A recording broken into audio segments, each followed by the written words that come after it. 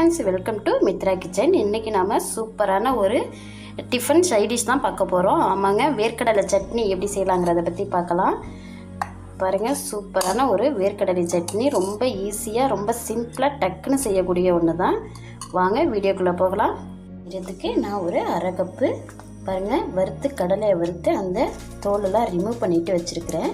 ஒரு 4 காஞ்ச மிளகாய், ஒரு சின்ன துண்டு புளி, ஒரு பல்லு பூண்டு, ஒரு சின்ன துண்டு இஞ்சி. இப்போ இது எல்லாத்தையும் சேர்த்து நாம் மிக்சியில் அடித்து எடுத்துக்கலாம். இந்த பொருள் எல்லாத்தையுமே நாம் மிக்சி சாரில் சேர்த்துடலாம்.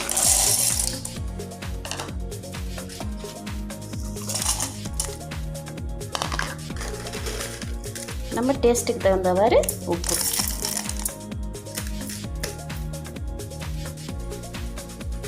அரைக்கிறதுக்கு லைட்டாக தண்ணி விட்டுக்கலாம்.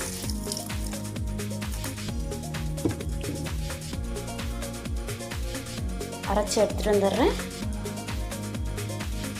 பாருங்க, அரைச்சாச்சு. இந்த அளவுக்கு நம்ம அரைச்சிக்கணும். ரொம்ப அரைச்சிட வேண்டாம், கொஞ்சம் குறகுறப்பாக இருந்தாலே நல்லது. இப்போ இது கூட நம்ம தேவையான அளவு தண்ணி சேர்த்துக்கலாம்.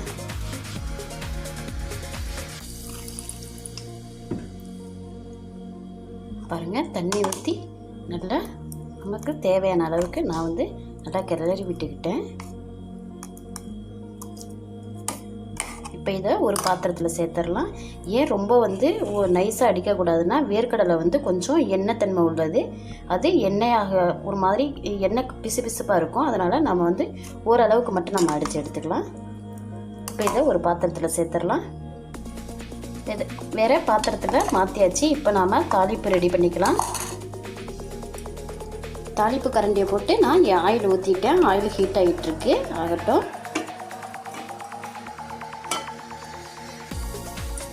ஆயில் நல்லா காஞ்சிருச்சு. இப்போ நாம் கடுகு சேர்த்துடலாம். கடுகு பொரிஞ்சதும் கருவேப்பிலை போட்டுடலாம். இந்த தாளிப்பை இப்போ நாம் சட்னியோட சேர்த்துடலாம்.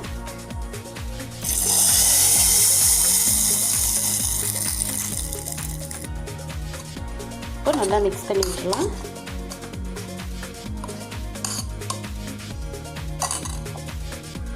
பாருங்க, சூப்பரான அட்டகாசமான ஒரு சட்னி சூப்பராக ரொம்ப சிம்பிளாக ரெடி ஆகிடுச்சு. இது கூட இட்லி தோசை வச்சு சாப்பிட்றதுக்கு ரொம்ப நல்ல டேஸ்ட்டாக இருக்கும். ஓகே ஃப்ரெண்ட்ஸ், இந்த வீடியோ உங்களுக்கு ரொம்ப பிடிச்சிருக்குன்னு நினைக்கிறேன். பிடிச்சிருந்தா லைக் பண்ணுங்கள், கமெண்ட் பண்ணுங்கள், ஷேர் பண்ணுங்கள். மறந்துடாமல் மித்ரா கிச்சனுக்கு சப்ஸ்கிரைப் பண்ணுங்கள். Thank you, take care.